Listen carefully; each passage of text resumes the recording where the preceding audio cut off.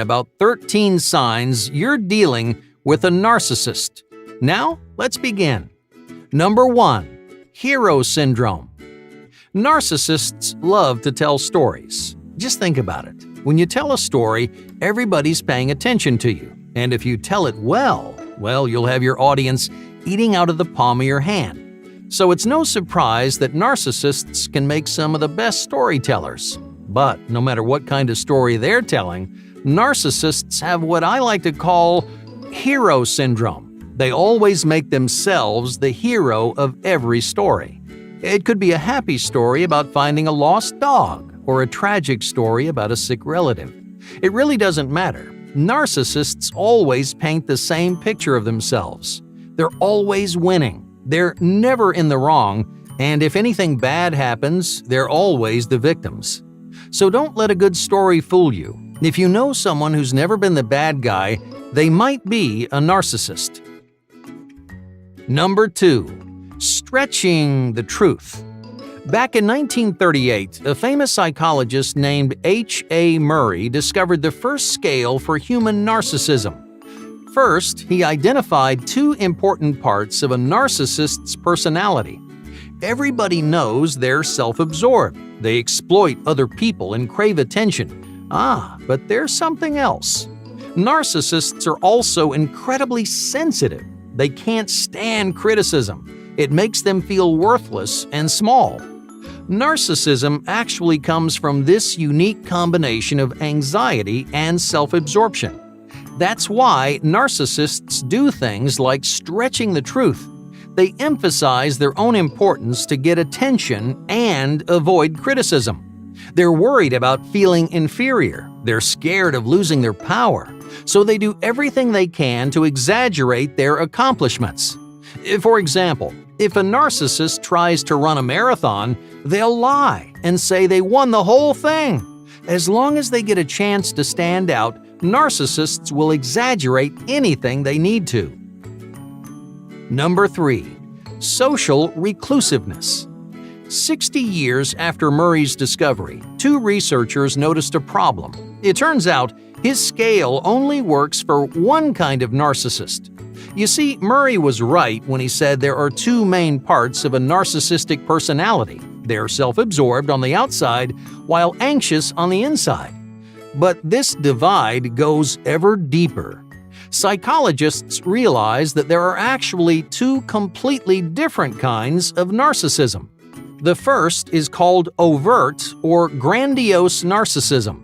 They're the obnoxious, self-centered narcissists that you're probably thinking of. These are the people you'll find stretching the truth and chasing the spotlight. But the second kind does exactly the opposite. They're called covert or vulnerable narcissists. Now, while their counterparts adore the attention, vulnerable narcissists can't stand it. In fact, many of them hide from society as a whole. They're uncomfortable with socializing because they think everything revolves around them, but not in a good way. They're convinced that everyone wants to shame or criticize them, so they panic whenever they're around other people. So, just because someone isn't aggressively looking for attention, that doesn't mean they're not a narcissist. Number 4. Deficits in agreeableness. So, where do grandiose and vulnerable narcissists differ the most? Well, the most obvious place is personality. Have you ever heard of the Big Five or the 5-factor model? Well, basically, every personality can be broken down into 5 categories: openness, conscientiousness, extroversion, agreeableness, and neuroticism. Now, don't worry if you don't know what each category means. We'll cover the important ones as we go. Using the Big Five, a pair of recent studies figured out what traits distinguish narcissists from everybody else and from each other. So, what do you think they discovered? Your first guess might have something to do with extroversion. It's true that most narcissists are introverts. Even though grandiose narcissists like being the center of attention, they're always focused on themselves. But the biggest difference isn't extroversion. It's agreeableness. Grandiose narcissists have zero interest in getting along with others. they're rarely helpful, and they hate making sacrifices.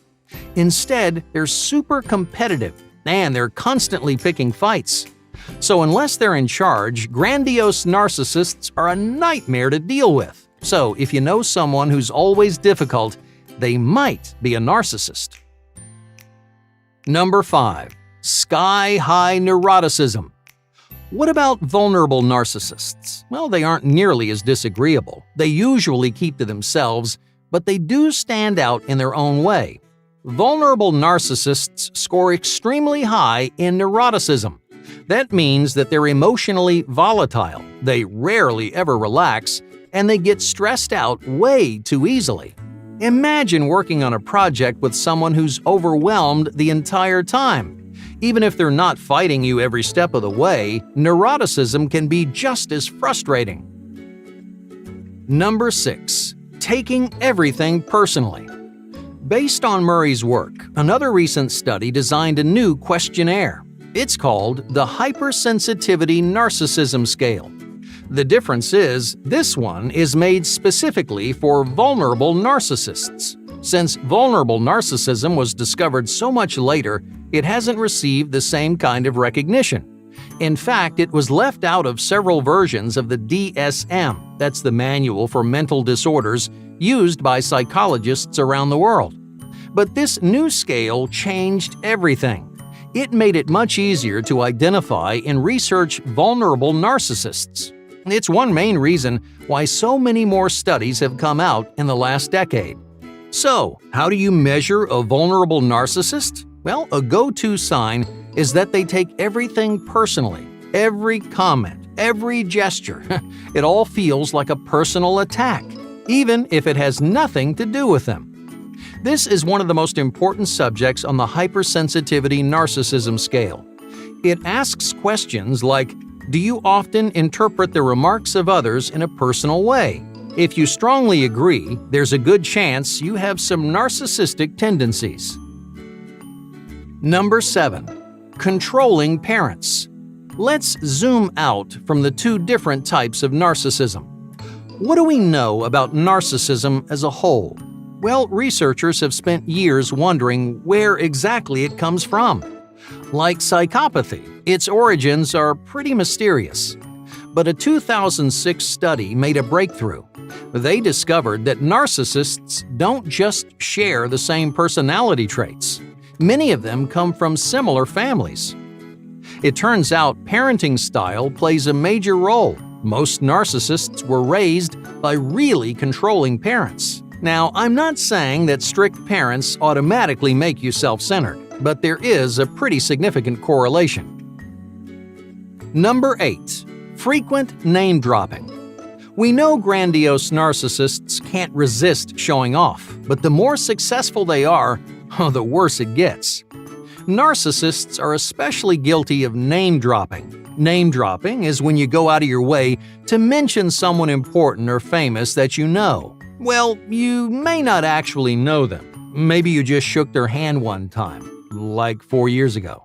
But that's not how a narcissist will tell the story. They'll make it sound like every famous person is their best friend. Why? Well, because they think knowing famous people means that you're cooler, you're more interesting, higher class. Not to mention name-dropping makes you the center of attention. So if your friend won't stop talking about all the celebrities they've met, chances are they're just trying to feed their ego. Number 9. Self-centered manipulation. Deceit comes naturally to a narcissist. They struggle to feel empathy or concern for anyone but themselves. So if they want something, they don't mind manipulating other people to make it happen.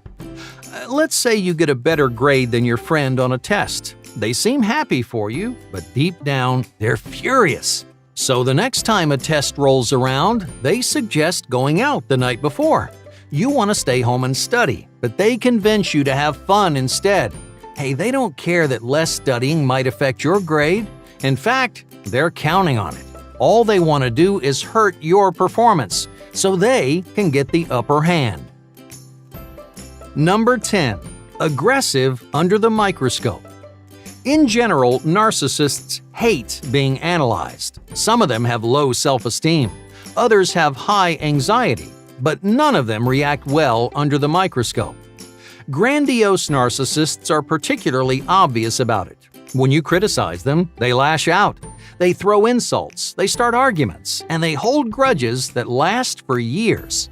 Just think about their ego like a banana. The tiniest criticisms will leave them broken and bruised.